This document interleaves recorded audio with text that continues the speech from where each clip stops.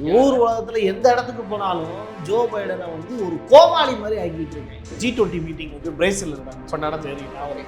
Joe பைடனும் மெலோனியும் ட்ரூடோவும் அந்த photo செஷன்லயும் அசிங்கப்படுத்தினாங்க. அமெரிக்காவை கேவலப்படுத்தி அனுப்பிச்சு விட்டாங்க G20 மீட்டிங். அதுவும் மோடி இருக்கக்கூடிய இடத்துலயே வச்சு ஜோ பைடனை கேவலப்படுத்தி அனுப்பிச்சாங்க. வாழ்க்கையில தோல்வி மட்டும்தான் நமக்கு மிச்சம் அப்படின்னு 85 வயசுல ஒருத்தன் வந்து கொந்தளிச்சாருன்னா அவர் போடக்கூடிய கையெழுத்தோ உத்தரவோ எப்படிப்பட்ட பயங்கரமா இருக்கும். இந்த இடத்துல தான் முக்கியமான World War III அப்படிங்கிற அந்த ஸ்பேஸ் வந்து ஓப்பன் ஆயிருக்கு. அப்படிங்கிற உக்ரைன் உங்ககிட்ட நான் லாங் ரேஞ்ச் மிசைல் ஒன்று கொடுத்துருந்தேன்ல, அதை நீ இப்போ பயன்படுத்தி நீ அட்டாக் பண்ணிக்கலாம் அப்படின்னு ஜோ பைடன் வந்து ஒரு கையெழுத்து போட்டு உக்ரைனுடைய அதிபர் ஜெலன்ஸ்கி கொடுக்குறாரு. அட்டாக் மோடுக்கு வந்து மாறுறாங்க. 6 மிசைல் வந்து லாங் ரேஞ்ச் மிசைலை வந்து அட்டாக் ரஷ்யா மீது செலுத்துறாங்க. அந்த ஒப்பந்தத்தில் அவர் சைன் போட்டிருக்காரு. இந்த சைன் என்ன அப்படின்னா, அந்த எந்த நாடு தாக்குதல் நடக்குதோ அந்த நாட்டின் மீது மட்டுமல்லாமல் எந்த நாடு ஆயுதம் கொடுக்கிறதோ அந்த நாட்டின் மீதும் அணு ஆயுதத்தை பிரயோகிப்போம் அப்படிங்கிறது தான் ரஷ்யாவினுடைய நியூக்ளியர் பிளான் வந்து இப்போ சேஞ்ச் ஆகிடும். சுவிட்சை தட்டினா, ரெட் பட்டனை தட்டினா அமெரிக்கா காலி, உக்ரைனும் காலி. ரஷ்ய அதிபர் புடின் அப்படிங்கிறவர் வந்து ஒரு உளவாளியா இருக்கு. ரஷ்யாவினுடைய இவ்வளோ பெரிய பொசிஷன்ல போய் உட்காந்துருக்கு. அவரை அசைச்சு பார்க்கறதுக்கு உலகத்துல எந்த ஆம்பளையும் கிடையாது. நான் தோத்து போயிட்டேன், ஆனா அமெரிக்காவை ஒரு தர்ம சங்கடமான ஒரு நிலையில போய் விட்டுட்டு போயிடுவேன் அப்படிங்கிறது தான் ஜோ பைடன் அதை நொண்டி வார்த்தை எடுத்திருக்கக்கூடிய.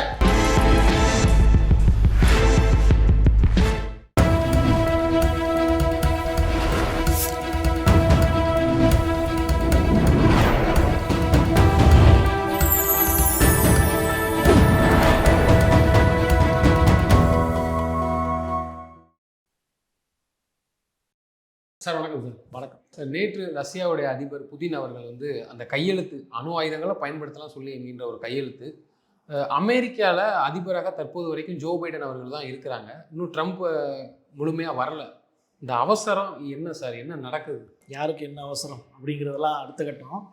ஆனால் இன்னைக்கு தேதிக்கு யாருக்கிட்ட அதிகாரம் இருக்கோ அவங்க தான் பெரிய ஆளு அப்படின்னு நம்ம சொல்லுவோம். அந்த வகையில் வந்து அமெரிக்காவில் எலெக்ஷன் நடந்தால் கூட அடுத்து ஜனவரி மாதம் 20ஆம் தேதி ட்ரம்ப் பதவி ஏற்கிற வரைக்குமே ஜோ பைடன் தான் இங்கே ஹெட்டு.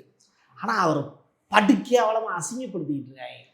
ஊர் உலகத்தில் எந்த இடத்துக்கு போனாலும் ஜோ பைடனை வந்து ஒரு கோமாளி மாதிரி ஆக்கிட்டு இருக்காங்க. நீங்கள் நெட்டில் அதிகமாக தேடி பார்த்தீங்கன்னா நொண்டி வாத்து அப்படிங்கிற வார்த்தையை தேடி பார்த்தீங்கன்னா ஜோ பைடன் அப்படின்னு வந்து நிற்கும். அது நொண்டி வாத்து ஜோ பைடனா, ஆனால் இது வித்தியாசமாக இருக்குது அப்படின்னு சொல்லிட்டு நான் பார்க்கக்கூடிய மக்கள் நடப்பாங்க. அப்பக் அப்படின்னு சொல்லிட்டு ஒரு மீட்டிங், அந்த மீட்டிங் வந்து பார்த்தீங்கன்னா பெரு அப்படிங்கிற நாட்டில் நடந்துச்சு.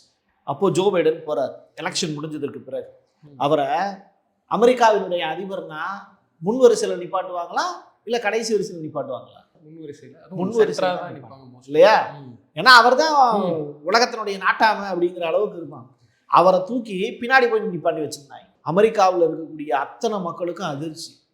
ஆனால் அது இப்படி கேவலப்படுத்துறாங்க நம்மளை அப்படின்னு. லாஸ்ட்ல எல்லாரும் சிரிக்கிறாங்க. இந்த அப்பக் மீட்டிங்ல ஜி ஜின்பிங் வந்து நிற்கிறாரு, சீனாவினுடைய அதிபர். ஆனால் அந்த இடத்துல வந்து ஒரு நிசப்தம் இருக்கணும்ல. அவர் வந்து வெயிட் பண்ணி அவருக்காக வெயிட் பண்ணணும்ல. அவருக்கு ஸ்பேஸ் கூட விடாமல் அவர் அசிங்கப்படுத்தினார். இன்னும் 2வது நிகழ்வு G20 மீட்டிங் வந்து பிரேசில் நடந்து. அந்த மீட்டிங்ல பிரேசிலுடைய லூலா அவர் தான் வந்து அந்த நாட்டினுடைய அதிபர். அவர் வந்து பிரிக்ஸ்ல கூட்டணியில் இருக்கக்கூடிய எல்லாரையும் முன்வரிசையில் நிப்பாட்டுறாரு. இதுல அவர் இல்லவே இல்லைன்னு கூட நம்ம பார்க்கலாம். ஜோ பைடனும் இல்லவே இல்லை, மெலோனியும் ட்ரூடோவும் அந்த போட்டோ செஷன்லயே இல்லை. அசிங்கப்படுத்தினாங்க. அமெரிக்காவை கேவலப்படுத்தி அனுப்பிச்சு விட்டாங்க G20 மீட்ல. அதுவும் மோடி இருக்கக்கூடிய இடத்துலயே வச்சு ஜோ பைடனை கேவலப்படுத்தி அனுப்பிச்சாங்க. இல்லை, அதை வந்து நம்ம இப்படி எடுத்துக்கலாமா? ஏன்னா எலெக்ஷன் நடந்து இப்போ தான் முடிஞ்சிருக்கு, ட்ரம்ப் வெற்றி பெற்றார், அப்போ அது எதுக்கு அப்படிங்கிற மாதிரி கூட அப்படி எடுத்துக்கலாமா? அப்படி நம்ம எடுத்துக்கலாம். ஆனால் நடந்த நிகழ்வுகள் அப்படி இல்லையே. நீங்கள் பொசிஷனில் இருக்கிற வரைக்கும் ஏன் அரசியல்வாதிகள் எடுத்துக்கோங்க, சிட்டிங்கில் இருக்கிற வரைக்கும் அவனுக்கு உண்டான மரியாதை வேற. அதே நேரத்தில் அவனுடைய ஆட்சி பறிக்கப்பட போகுது அப்படின்னு தெரிஞ்சதுக்கு பிறகு எவனாவது வணக்கம் வைப்பானா? நேற்று வரைக்கும் வணக்கம் வச்சவன் பூரா இன்னைக்கு சாமி அடிச்சுட்டு போவான். அதுதான் யதார்த்தமான நிகழ்வு. அதுதான் வந்து அமெரிக்காவினுடைய அதிபருக்கு இன்னைக்கு தேதிக்கு நடந்தது. இப்போ இந்த இடத்துல தான் அமெரிக்க அதிபர் ஜோ பைடனுக்கு கோபம் வருது. அவமானப்படுத்திட்டாங்க நம்மள அப்படின்னு சொல்லிட்டு வெறி வருது. இதுக்கெல்லாம் காரணம் என்ன? ரஷ்யா உக்ரைன் போர், அதுல ஜெயிக்க முடியல. காசா இஸ்ரேலுக்கான அந்த போர், அதுலயும் ஜெயிக்க முடியல. வாழ்க்கையில தோல்வி மட்டும்தான் நமக்கு மிச்சம் அப்படின்னு 85 வயசுல ஒருத்தன் வந்து கொந்தளிச்சாருன்னா அவர் போடக்கூடிய கையெழுத்தோ உத்தரவோ எப்படிப்பட்ட பயங்கரமா இருக்கும். அதே மாதிரியான உத்தரவு தான் நீங்க கேட்டீங்களே, எதனால வந்து இந்த பிரச்சனை பெரிய அளவுல இன்னைக்கு ரஷ்யாவுக்கும் உக்ரைனுக்கு இடையில ஸ்டார்ட் ஆகுது அப்படின்னா, 1000வது நாள்ல இன்னைக்கு ஒட்டுமொத்த உலகமுமே ரஷ்யா என்ன செய்ய போகுது அப்படிங்கிற அதை எதிர்பார்த்து காத்திருக்காங்க. அதுக்கு முன்னாடி இந்த அவமானப்பட்டுச்சு ஒரு கிழட்டு சிங்கம் நொண்டி வாத்துன்னு எல்லாரும் கிண்டல் பண்ணாங்களே, அவங்க அமெரிக்கா சைட்ல இருந்து ஒரு கையெழுத்து ஒன்று போடுறாங்க. உக்ரைன் உங்ககிட்ட நான் லாங் ரேஞ்ச் மிசைல் ஒன்று கொடுத்துருந்தேன்ல, அதை நீ இப்போ பயன்படுத்தி நீ அட்டாக் பண்ணிக்கலாம் அப்படின்னு ஜோ பைடன் வந்து ஒரு கையெழுத்து போட்டு உக்ரைனுடைய அதிபர் ஜெலன்ஸ்கி கொடுக்குறாரு. இது போதுமே ஜெலன்ஸ்கிக்கு உடனே வந்து அட்டாக் மூடுக்கு வந்து மாறுறாங்க. 6 மிசைல் வந்து லாங் ரேஞ்ச் மிசைலை வந்து அட்டாக் ரஷ்யா மீது செலுத்துறாங்க. அதுல ரஷ்யாவினுடைய S-400 ஏர் டிஃபென்ஸ் சிஸ்டம் இருக்குல்ல, எப்படி வந்து இஸ்ரேல்ல அயன் டோம் இருக்கோ அதே மாதிரியான ஒரு இது வந்து S-400 அப்படின்னு சொல்லிட்டு ரஷ்யா வச்சிருக்காங்க. 5 ஏவுகணையை இடைமறிச்சு தாக்கிடுச்சு, அழிச்சிருச்சு. ஆனா ஒண்ணு ரஷ்யாவில் வந்து பெரிய பாதிப்பை ஏற்படுத்திடுச்சு. இதுதான் இந்த 978வது நாள் நடந்த நிகழ்வு. அதற்கு பிறகு நவம்பர் மாதம் 19ஆம் தேதி ஒரு பெரிய அமைச்சரவை கூட்டுறாரு ரஷ்ய அதிபர் புட்டின். இந்த இடத்துல தான் முக்கியமான வேர்ல்டு வார் 3 அப்படிங்கிற அந்த ஸ்பேஸ் வந்து ஓப்பன் ஆயிருக்கு. அப்படிங்கிற ஒரு பத்திரிகையாளராக சர்வதேச அரசியலை உன்னிப்பாக கவனிக்கக்கூட அப்படிங்கிற அடிப்படையில் சொல்லக்கூடிய விஷயங்கிறது, அந்த ஒப்பந்தத்தில் அவர் சைன் போட்டிருக்காரு. இந்த சைன் என்ன அப்படின்னா, அணு ஆயுதங்கள் வைத்திருக்கக்கூடிய நாடு ரஷ்யா மீது போர் தொடுத்தது அப்படின்னா திருப்பி அணு ஆயுதங்களை நாங்கள் பயன்படுத்துவோம். இதுதான் ரஷ்யாவில் முன்னாடி இருந்த ஒப்பந்தங்கள். இப்ப அது எப்படி திருத்தி அமைக்கப்பட்டிருக்கு அப்படின்னா, அணு ஆயுதங்கள் இருக்கக்கூடிய நாடு இன்னொரு நாட்டுக்கு உதவி செய்து அந்த நாட்டின் மூலியமா ரஷ்யா மீது போர் தொடுத்தால் கூட அந்த எந்த நாடு தாக்குதல் நடத்துதோ அந்த நாட்டின் மீது மட்டுமல்லாமல் எந்த நாடு ஆயுதம் கொடுக்கிறதோ அந்த நாட்டின் மீதும் அணு ஆயுதத்தை பிரயோகிப்போம் அப்படிங்கிறது தான் ரஷ்யாவினுடைய நியூக்ளியர் பிளான் வந்து இப்ப சேஞ்ச் ஆயிருக்கு. உடனே அவர் கையெழுத்து போட்ட அடுத்த நொடியே பெலாரஸினுடைய அதிபர் அலெக்சாண்டர் அப்படின்னு சொல்லிட்டு கேள்விப்பட்டிருப்பீங்க, அவருக்கு வந்து போன் போட்டு ரஷ்ய அதிபர் புடின் வந்து அணு ஆயுதங்களை உன்னுடைய தளத்தில் இருந்து நான் ஏவ தயாராகி கொண்டு இருக்கிறேன் அப்படிங்கிறது தான். இப்போ நியூக்ளியர் வெப்பன்ஸ் எல்லாமே லான்ச் பண்ணிட்டாங்க, ரெடி மோட்ல இருக்கு. சுவிட்சை தட்டினா, ரெட் பட்டனை தட்டினா அமெரிக்கா காலி, உக்ரைனும் காலி. அந்த நியூக்ளியர் வெப்பன் வந்து அமெரிக்கா பக்கமும் இருக்கு, உக்ரைன் பக்கமும் இருக்கு. ஒரே கல்லுல 2 மாங்காய். இதான் ரஷ்ய அதிபர் புட்டின் எடுத்திருக்கக்கூடிய மிக முக்கியமான விஷயம். இல்லை, இது நடக்கும் பட்சத்தில் அந்த 3ஆம் உலக போர்லாம் பேசுகிறாங்களா, அது எந்த அளவுக்கான தாக்கத்தை ஏற்படுத்தும்? அது உண்மையிலேயே அது சாத்தியமாகுமா அப்படி ஒரு விஷயம் நடக்கும்போது? ஏன்னா அணு ஆயுதத்தை பயன்படுத்துங்கிற போது இந்த கேள்வி வருது இல்லை? அதை உண்மையிலே வேர்ல்டு வார் 3 அப்படிங்கிறது நீங்கள் இந்த நியூக்ளியர் பாம்பை வச்சு தான் அடுத்த கட்டமாக பெரிய அளவில் பேசப்படக்கூடிய விஷயமா இருக்கு. இன்னைக்கு ஜப்பான் வந்து பின்வாங்கிட்டாங்க. பிரேசில் வந்து பார்த்தீங்கன்னா பிரிக்ஸ் கூட்டணியில் அங்கத்தினர் ஆயிடுச்சு. இது முக்கால்வாசி எதுக்கு இடையில போட்டி அப்படின்னா, பிரிக்ஸுக்கும் நாட்டோவுக்கும் இடையில நடக்கக்கூடிய ஒரு மிகப்பெரிய அளவிலான போட்டியாக தான் பார்க்க முடியும். பிரிக்ஸுங்கிறது 5 நாடுகள் இருக்கக்கூடிய கூட்டணி, நாட்டோங்கிறது 32 நாடுகள் இருக்கக்கூடிய கூட்டணி. இந்த 2 கூட்டணிகளுக்கு இடையில யாரு வந்து ஜாம்பவான் அப்படிங்கிறது தான். ட்ரம்ப் என்ன சொல்றாரு, நாட்டோ நான் வந்தேன் அப்படின்னா நாட்டோவை கலைச்சிருவேன், எதுக்கு நான் நிதி கொடுத்துக்கிட்டு இருக்கணும் அப்படிங்கிறது தான் ட்ரம்பின். ரஷ்யாவோடு நான் போர் புரியறதையும் விரும்பல, உக்ரைனுக்கான நிதி கொடுக்கறதையும் விரும்பலைங்கிறது தான் ட்ரம்பினுடைய நிலைப்பாடு. அப்போ ட்ரம்ப் வந்து சீட்ல உட்காரும் போது ரஷ்யாவுக்கும் அமெரிக்காவுக்கும் இடையில ஒரு போர் உருவாக்கக்கூடிய வாய்ப்பை ஏற்படுத்தி வச்சுட்டு போயிட்டாரு அப்படின்னா, ஜோ பைடனுக்கு அதுதான் அந்த ஈகோ. நான் தோத்து போயிட்டேன், ஆனா அமெரிக்காவை ஒரு தர்ம சங்கடமான ஒரு நிலையில போய் விட்டுட்டு போயிடுவேன் அப்படிங்கிறது தான் ஜோ பைடன் அதை நொண்டி வார்த்தை எடுத்திருக்கக்கூடிய மிகப்பெரிய அளவிலான சபதமா பாக்குறேன். ஸோ கமலா ஹாரிஸ் ஜெயிக்கல, அடுத்த கட்டமா என்ன செய்யலாம், அமெரிக்காவை தர்ம சங்கடமான ஒரு நிலைக்கு கொண்டு போய் விட்டு வந்துருவோம். 3வது உலக போருடைய வாசல்ல கொண்டு போய் நிப்பாட்டி வச்சுட்டா நீ பின்னாடி திரும்பி ஓட முடியாது. ஏன் அப்படின்னா நீ அமெரிக்கா, நீதான் வழி நடத்தணும், நீதான் அட்டாக் பண்ணி ஆகணும். அப்படி ஒரு சூழ்நிலையை உருவாக்குறது தான் ஜோ பைடனுடைய பெரிய எண்ணம். ட்ரம்ப்பை மாட்டி விட்டுட்டு இப்போ ஜோ பைடன் வந்து பிரகாசமா ஜாலியா அந்த என்ஜாய் பண்ணிட்டு இருக்காரு அப்படிங்கிறது தான். இல்ல ட்ரம்ப் அவர்கள் ஆட்சி கட்டலுக்கு முழுமையா பொறுப்பேற்று வரும்போது கூட அந்த இதுல மாற்றங்கள் ஏற்படலாம் இல்ல, அதுக்கப்புறம் கூட அடுத்த கட்ட பேச்சுவார்த்தை மூலியமாக கூட. நீங்க 2 மாசம் காலம் இருக்கு. இப்ப நம்ம ஊர்ல எல்லாம் வந்து நாடாளுமன்ற தேர்தல் நடந்துச்சு அப்படின்னா வித்தின் வீக்ல வந்து ஆட்சி மாற்றங்கள் வந்து ஏற்பட்டுரும், ரைட்டுங்களா? அந்த சீட்ல வந்து போய் உக்காந்துருவாங்க. அதற்கு உள்ள வந்து எந்த ஒரு பெரிய மாற்றமும் செஞ்சிட மாட்டாங்க அடுத்து ஏற்கனவே இருக்கக்கூடிய ஆட்சியாளர். அமெரிக்காவில் அப்படி கிடையாது. ஒரு எலெக்ஷன் முடிஞ்சு 2 மாத கேப் இருக்கு. இந்த 2 மாத கேப்ல அமெரிக்காவினுடைய அதிபர் ஜோ பைடன் எடுக்கக்கூடிய முயற்சி அங்கே பெரிய அளவிலான மாற்றத்தை ஏற்படுத்துது. நீங்கள் நல்லா கவனிச்சு பார்த்தீங்கன்னா தெரியும். இன்னைக்கு காலையில் ஒரு செய்தி வந்தது, ஃபின்லாந்துலையும் ஸ்வீடனுக்கும் இடையில வந்து ஒரு பெரிய பைப்லைன் ஒன்று ஓடுது.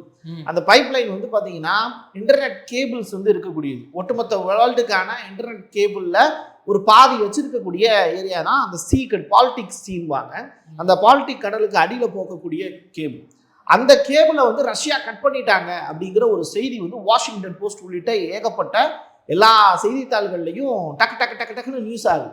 இதை ஏன் எதை வச்சு நீ சொல்ற அப்படின்னு கேட்டா, நார்த் ஸ்ட்ரீம் மாதிரியான பொய்யை நீ சொல்ல போறியா அப்படிங்கிற மாதிரியான விஷயத்த நெட்டிசன்கள் எல்லாரும் கேட்டுக்கிட்டு இருக்காங்க, இந்த வேர்ல்டு நியூஸை ஃபாலோ பண்ணக்கூடியவங்க. ஆனால் அது அமெரிக்கா என்ன சொல்றாங்க, 2023 இதே பாலிடிக்ஸில் ரஷ்யாவினுடைய உளவு கப்பல் சுத்திக்கிட்டு இருந்தது. இப்போ ரஷ்யாவினுடைய அந்த உளவு கப்பல் மூலியமா தான் இந்த ஸ்வீடனுக்கும் ஃபின்லாந்துக்கும் இடையில இருக்கக்கூடிய அண்டர் வாட்டர் போகக்கூடிய கேபிள், இன்டர்நெட் கேபிளை கட் பண்ணியிருக்காங்க. இது செஞ்சது ரஷ்யா தான். இப்போ ரஷ்யா செஞ்சது தப்பா சரியா அப்படின்னு நீங்க யோசிச்சு பார்த்துக்கோங்கன்னு ஒரு பெரிய பூகம்பத்தை கிளப்பி விட்டுருக்காங்க. இந்த கம்பெனியினுடைய பேர் வந்து பாத்தீங்கன்னா CINIA, சி லயன் அப்படின்னு. கட் பண்ணல, அப்படி ஒரு வதந்தியை தான் கிளப்பி இருக்காங்க. நான் சொல்றது ரொம்ப முக்கியமான செய்தி. CINIA அப்படின்னு சொல்லிட்டு ஒரு நிறுவனம் இருக்கு. அந்த நிறுவனம் தான் அதை மெயின்டைன் பண்றாங்க. அந்த நிறுவனம் வந்து இப்ப கிளைம் பண்ணணும், இதை ரஷ்யா தான் பண்ணியிருக்காங்க அப்படிங்கிற அந்த சர்டிஃபைட் அவங்க கொடுத்துட்டாங்க அப்படின்னா, இதை வச்சே ஃபின்லாந்து, ஸ்வீடன் மாதிரியான கண்ட்ரி வந்து அமெரிக்காவுக்கு, ஏன்னா அவங்கள நாட்டோவில் உறுப்பினராக இருக்கக்கூடிய நாடு, நேரடி சப்போர்ட் வந்து வருவாங்க அவங்க. அப்போ அமெரிக்கா வந்து இவங்க மேல அடிச்சாங்க அப்படின்னா அமெரிக்கா வரணும் அப்படிங்கிற அந்த லா இருக்கு. அதுதான் நாட்டோவில் இப்போ வந்து துருக்கி வந்து நாட்டோவில் அங்கத்தினராக இருக்கக்கூடிய ஒரு நாடு. அந்த நாட்டின் துருக்கி அடிச்சாங்க அப்படின்னா நாட்டோவில் இருக்கக்கூடிய 32 நாடுகளும் ஒன்றாக சேர்த்து போருக்கு வரணும். அதான் நாட்டோவுடைய மிக முக்கியமான கோட்பாடு. அப்ப அந்த இடத்துல வந்து அப்படி ஒரு தர்ம சங்கடமான ஒரு நிலைக்கு கொண்டு வந்து நிப்பாட்டி வைக்கிறது தான் அமெரிக்காவினுடைய எண்ணம். ஸோ ஜெர்மனி தப்ப முடியாது, இங்கிலாந்து தப்ப முடியாது, பிரான்ஸு தப்ப முடியாது. இந்த 3 நாடுகளும் ஒன்றாக சேர்ந்து தான் அமெரிக்காவுக்கு பெரிய அளவில் சப்போர்ட் பண்ணாங்க. இப்போ இவங்க எல்லாரும் ஒன்னா சேர்ந்து ரஷ்யாவுக்கு எதிராக ஒரு பெரிய வந்து போர் தொடுக்க போறாங்க. ஜெர்மனியினுடைய டாரஸ்ன்னு சொல்லிட்டு ஒரு ஏவுகணை இருக்கு, அதை பயன்படுத்திக்கிறதுக்கு உக்ரைனுக்கு அனுமதி கொடுத்துட்டாங்க. இப்படி எல்லா ஏவுகணைகளையும் கொண்டு வந்து உக்ரைனுக்கு கொடுத்து, இன்க்ளூடிங் ரஷ்யாவினுடைய பணம் அப்படிங்கிறது வேர்ல்டு வைடா இருக்கக்கூடிய பேங்க்ல ஒரு $340 மில்லியன் இருக்குன்னு நினைக்கிறேன், பல மில்லியன் டாலர்ஸ் இருக்கு. அதை எல்லாத்தையுமே உக்ரைனுக்கு வந்து செலவுக்காக வச்சுக்கோ அப்படிங்கிற அளவுக்கு வந்து அமெரிக்கா திசை திருப்புவதற்கான எல்லா சாத்தியக்கூறுகளையும் செஞ்சுக்கிட்டு இருக்காங்க. இதனாலேயே ரஷ்யாவினுடைய அதிபர் வந்து தன்னுடைய மீட்டிங் சகாக்கள் எல்லாத்தையும் கூப்பிட்டு வச்சு ஒரு மீட்டிங் நடத்தி, யூரோப்பியன் யூனியன் கண்ட்ரிஸ் எல்லாமே வந்து நம்ம மேல கோவப்படுறாங்க அப்படிங்கிற கேள்வியை கேட்டார். உங்களுக்கு காரணம் ஏதாவது தெரிஞ்சதுன்னா சொல்லுங்க அப்படின்னு. தே ஆர் ஃபூல்ஸ், அவங்கெல்லாம் முட்டாள்கள் சார், அதனாலதான் இந்த போரை வந்து அவங்க நடத்துறதுக்கு முயற்சி பண்றாங்க அப்படின்னு. ஒரு நாட்டினுடைய வளர்ச்சி அப்படிங்கிறது கொரோனாவுக்கு பிறகு வந்து ஜென்யூனான வளர்ச்சியாக இருக்கிறது, தற்சார்பு பொருளாதாரம் அப்படிங்கிறது ஒரு பெரிய அளவுல பேசிக்கிட்டு இருக்காங்க. அதை ரஷ்யா தண்ணீர் பெற்ற நாடாக மாத்திக்கிச்சு. என்னதான் பொருளாதார தடைகள் ஈரான் மீது ரஷ்யா மீது விதிக்கப்பட்டால் கூட அவங்க ஆயுதம் நம்பி அவங்க இருக்காங்க. ரஷ்யா வந்து ஏகப்பட்ட விஷயங்கள சாதனை படைச்சுக்கிட்டு இருக்கு, தன்னை ஹோம்மேட் ராக்கெட்ஸ் எல்லாம் உருவாக்கிட்டு இருக்காங்க. ஸோ அப்படிப்பட்ட நிலையை நோக்கி முன்னேறிக்கிட்டு இருக்கு ரஷ்யா.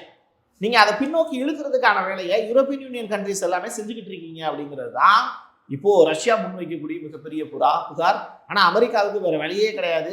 அவங்கள பொறுத்தளவுல வந்து அவமானப்பட்டுட்டாங்க அப்படிங்கிற ஒரே ஒரு விஷயத்தினால ரஷ்யா மீது ஒரு பெரிய போர் வந்து நடத்தி காட்டணும் அப்படிங்கிறது அவங்களுடைய எண்ணப்பாடு. நீங்க இன்னைக்கு காலையில பேப்பர் படிச்சிருந்தீங்கன்னா தெரியும், மோடி வந்து ரஷ்ய அதிபர் புட்டினுக்கு அழைப்பு கொடுத்திருக்காரு. கூடிய விரைவில் கூட வரதாவும், இந்தியா வரதாவும் டேட் என்ன ஃபிக்ஸ் பண்ணல. ஆனா 2025 மோடி வந்து ரஷ்ய அதிபர் புட்டினை வந்து வாங்க அப்படின்னு சொல்லி சொல்லியிருக்காரு. கூடிய விரைவில் ரஷ்ய அதிபர் புட்டின் இந்தியாவுக்கு வர போறாரு. ரைட்டா? அப்போ இது எல்லாமே வந்து பிரிக்ஸ் கூட்டமைப்பை ஸ்ட்ராங் ஆக்குறதுக்கான வேலையை செஞ்சுக்கிட்டு இருக்காங்க. அதே நேரத்துல நேட்டோங்கிற கூட்டமைப்பை கலைப்பதற்கான எல்லா வேலையும் நடந்துகிட்டு இருக்கு. ரஷ்ய அதிபர் புட்டினை காலி பண்றதுக்கான எல்லா வேலையையும் அமெரிக்கா வந்து செஞ்சுக்கிட்டு இருக்காங்க. 25 வருஷமா ஒருத்தன் கொடி கட்டி வாழ்ந்துகிட்டு இருக்காயா? ரஷ்ய அதிபர் புட்டின் அப்படிங்கிறவர் வந்து ஒரு உளவாளியா இருந்து ரஷ்யாவினுடைய இவ்வளவு பெரிய பொசிஷன்ல போய் உட்காந்துருக்காரு. அவரை அசைச்சு பார்க்கறதுக்கு உலகத்துல எந்த ஆம்பளையும் கிடையாது. அந்த வேலையை அமெரிக்கா செய்யறதுக்கான வேலையை செய்யறாங்க. ஆனா அது சாத்தியப்படாதுங்கிறது தான் யதார்த்தமான.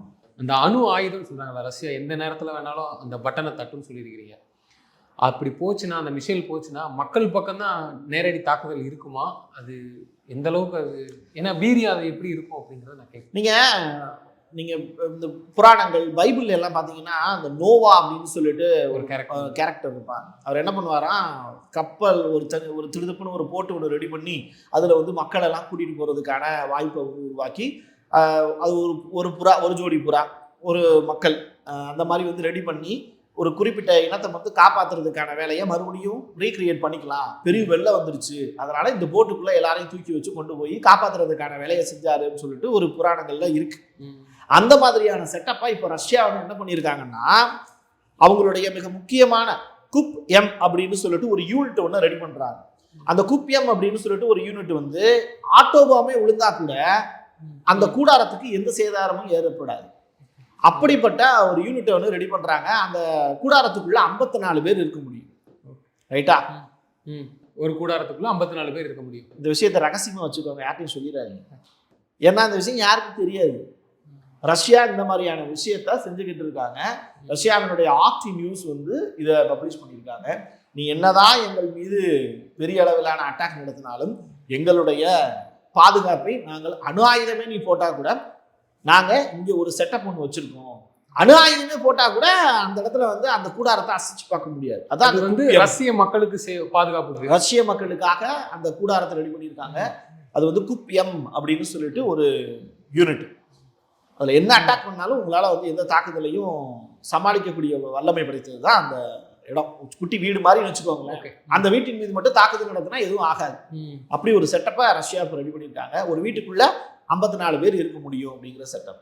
ராக்கெட் லான்ச்சரே வந்து விழுந்தாலும் அணு ஆயுதமே விழுந்தா கூட எதுவும் சேதாரமாகாது அப்படிங்கிற அளவுக்கு டெஸ்ட் பண்ணி பார்த்து அதில் சக்ஸஸ்ஃபுல்லான ஒரு விஷயத்தை செஞ்சுருக்காங்க.